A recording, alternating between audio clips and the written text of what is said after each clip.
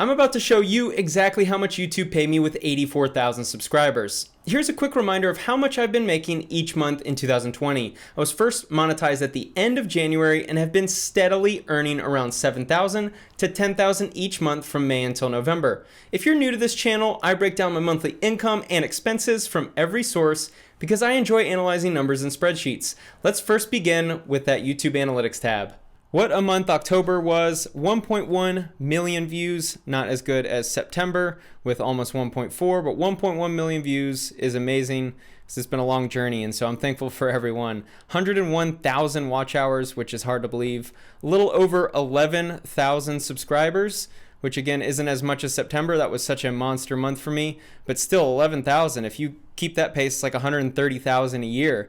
I mean, I'm in this for the long haul, so if I could get 11,000 every single month, it's going to be a great career on YouTube. But here is what you clicked for: almost $9,000 this month. September was a little over 10,000. YouTube 8,900. What a great month! 84,000 subscribers, 1.1 million views. And we'll get into why I was able to earn that much in a minute. I'll go over the CPM, so just hold on just a minute. We'll scroll down and see some of the biggest videos from the month. The Russ video took off. I don't know if you know this, but Russ actually tweeted and apparently put this video in his Instagram bio. So that, I think, is what helped this video take off. 170,000 views this month, and it was released midway through the month. I think this video is going to have a lot of long legs. This one's fascinating. Dwayne Haskins video. When I released it, it bombed. I wanted to try something new where I'd talk about a person's finances. A little like Graham Stephan, I thought I'd add my own little twist to it, and it didn't do that well. But this is the beauty of YouTube, is you never know when some videos will take off. 91,000 views from this month alone. This video is booming. It's booming. It's a video I released in March, and it's taken off right now. Plus, here are some of the other popular videos. The beauty of YouTube is you put it out there when you make content that people like, and it's evergreen, which is the focus of what I do. You'll rack up a lot of views each month from videos that you made months ago. All right, let's check out the next tab, the reach. There's a lot of important data in here, so if you are interested in YouTube, I'll show all the data. There are a lot of interesting numbers here. The click-through rate at 4.4% is right about average. Between 3 and 5 is the average. What you'll find is that when you first release a video, it'll be 9 or 10% or more, because you're getting a lot of clicks when you just release a video that's doing well. It's got a solid thumbnail and title. But over time, as your videos get put to more audiences, you can see my impressions. I had almost 15 million impressions, which means my videos were put in the eyeballs of almost 15 million people. That is so many. So 4.4% might seem low, but when you're getting those kinds of numbers, that's how you get 1.1 million views.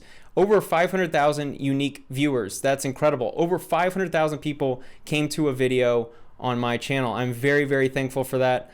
Looks like about 2/3 are browse features. This is what YouTube is moving towards. This is why if you're a new creator, don't focus so much on subscriber numbers. By the way, I'm coming out with a mentorship program, and because I'm writing out the outline now, I'm making the videos, it's fresh on my mind.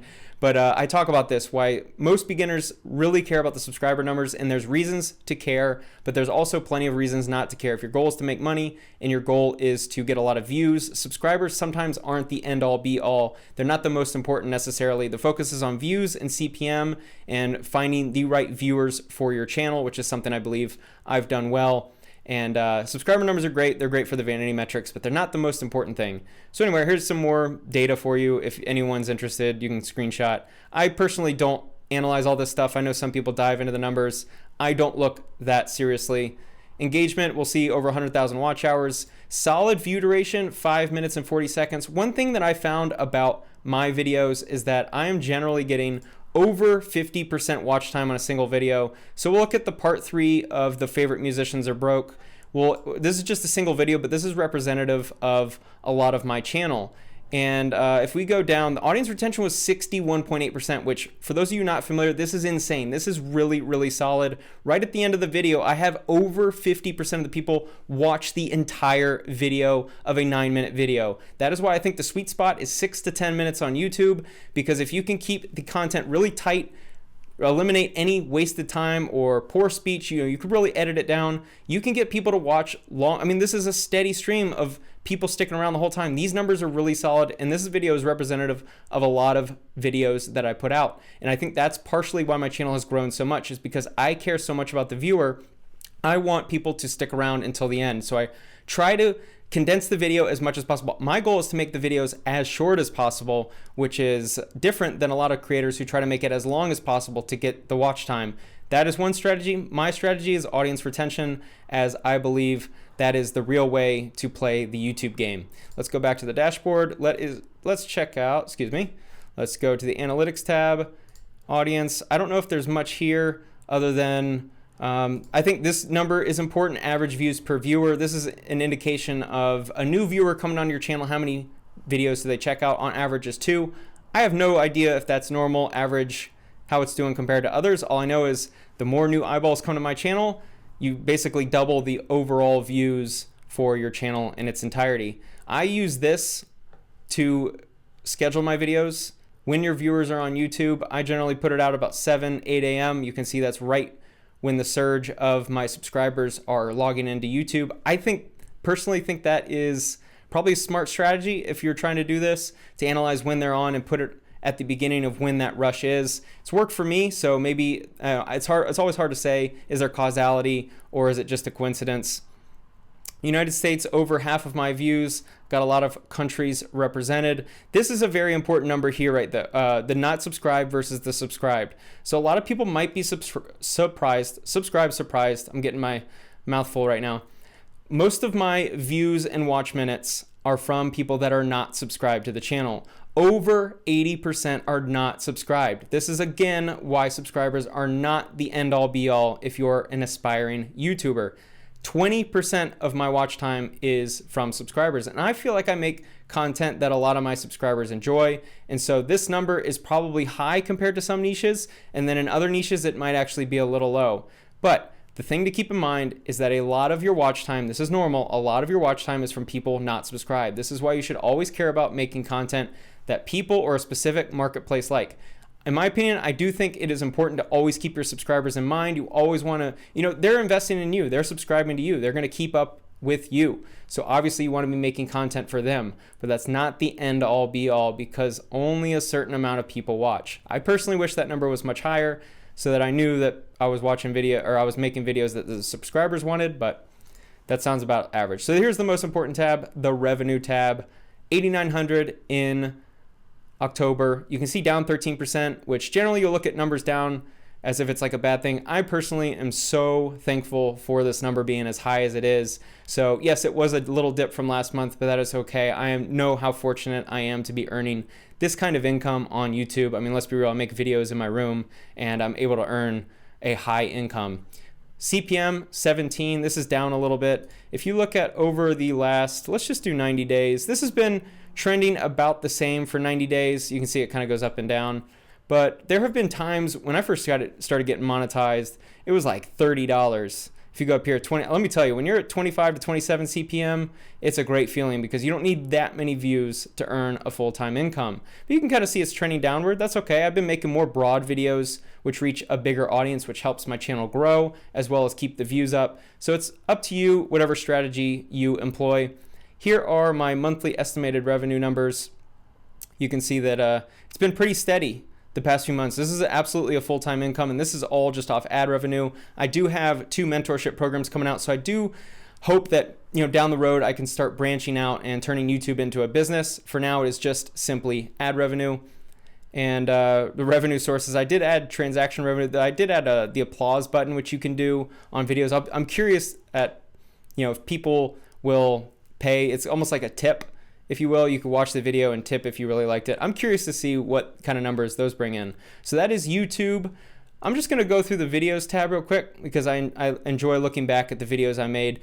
One of the beauties of YouTube when you do grow and experience the growth that I have is it's enjoyable to look at your progress. I used to get 500 views a video when it first released and I was ecstatic. This was in 2022, by the way. So if I had, 2 or 3 videos a month released where I was getting 1,000 or 2,000 views, I was ecstatic. Now I released, let's see, about 6 or 7 videos in October that had over 10,000 views. So it's very common for me to release videos and have every single video hit 5 digits, which where I'm at in my career on YouTube, this is phenomenal. It'd be funny to see like a Mr. Beast. He'd be torn if he only got 1 million views on a video. So it's all relative, right?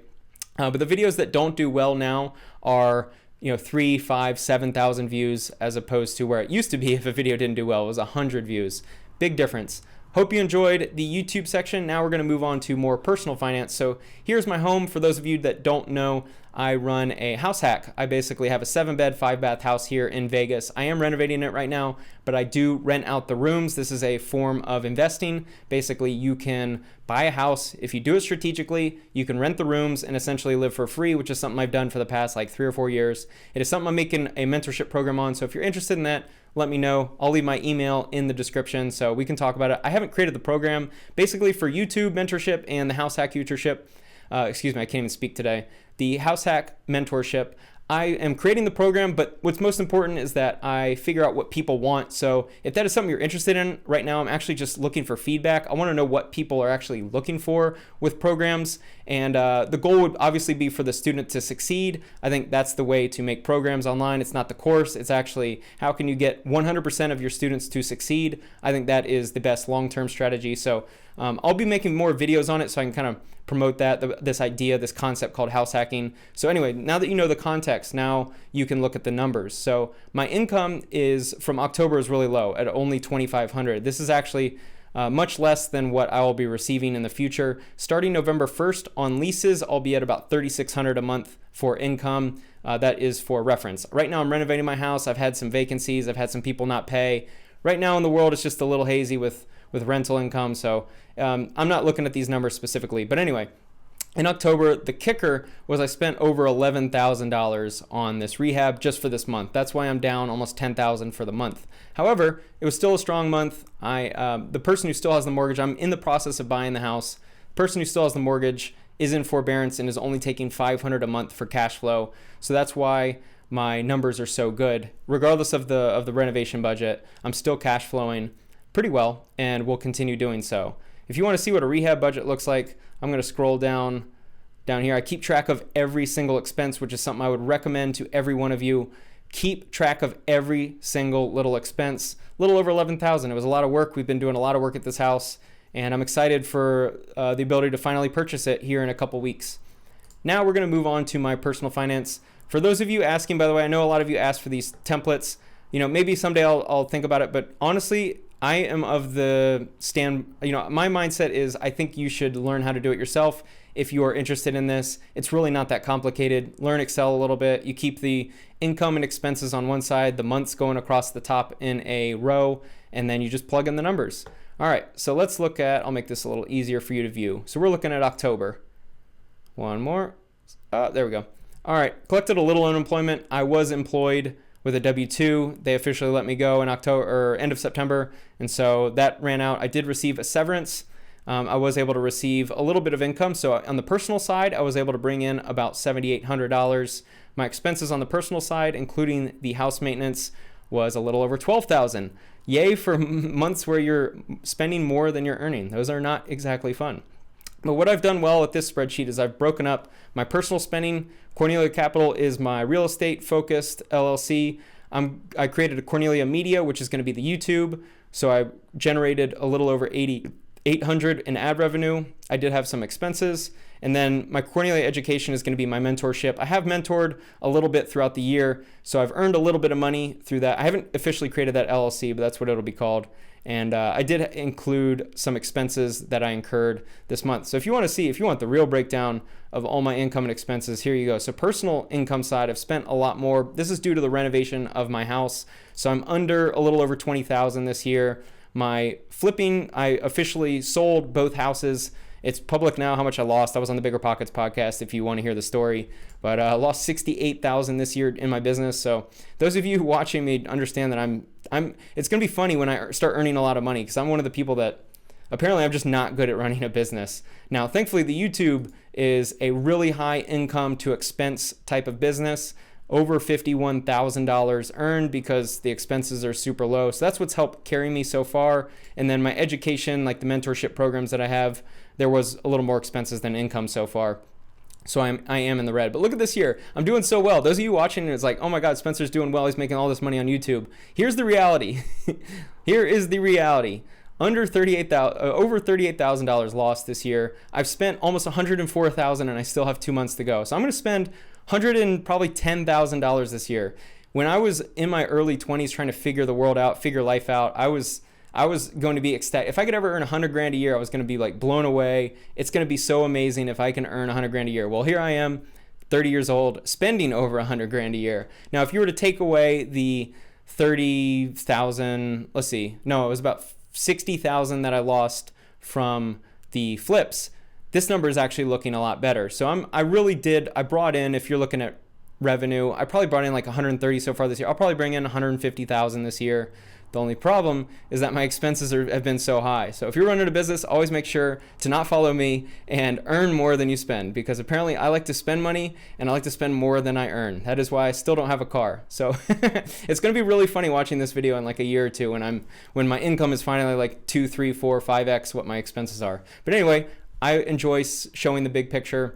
I enjoy showing every number, because if I'm going to talk about my income, then this is why I show the expenses, and this is why I hammer on so many gurus who talk about their income like, oh my God, I'm making 100 grand a month, but really it's just 100 grand in 1 month, and they don't even show their expenses. Without showing expenses, just saying your income is useless, because you could, as you can see, I mean, sure, I may make $150,000 this year, but if I'm going to spend 120, like how impressive is that really? If I had a W-2 job with $40,000 a year salary, I'm probably actually coming out ahead than what I'm doing now, where I'm spending all this money on renovating houses and YouTube and all this stuff. But anyway, I'm going on a little bit of a ramble. So thank you so much for watching. If you stuck around this long, these numbers are excited to, I'm excited to look at these numbers, because I know where I'm at in life and I know where I'm headed. I think 12 months from now, these numbers are going to be drastically different. I might be spending the same amount, but I can guarantee that income is going to be 2 to 3x what it is right now.